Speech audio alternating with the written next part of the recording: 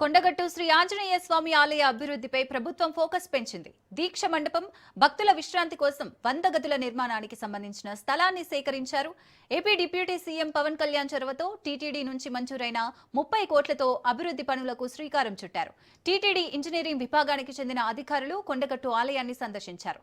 ప్రత్యేక పూజల అనంతరం దీక్ష మండపం, 100 గదుల నిర్మాణానికి ప్రతిపాదిత స్థలాలను టీటీడీ బృందం సమగ్రంగా పరిశీలించింది.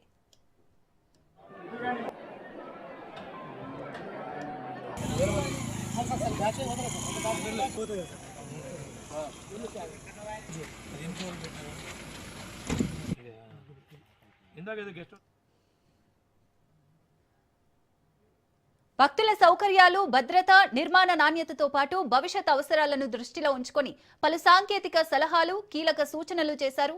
త్వరలోనే అనుకూలమైన ముహూర్తాన్ని ఖరారు చేసి శంకుస్థాపన కార్యక్రమం నిర్వహించామంటున్నారు టీటీడీ ఈఈ నరసింహ అన్నారు. కొండగట్టు ఆలయ నిర్మాణాలు పూర్తయితే స్వామి దర్శనానికి వచ్చే భక్తులకు వసతి సౌకర్యాలు మరింత మెరుగుపడనున్నాయని ఈఈ తెలిపారు.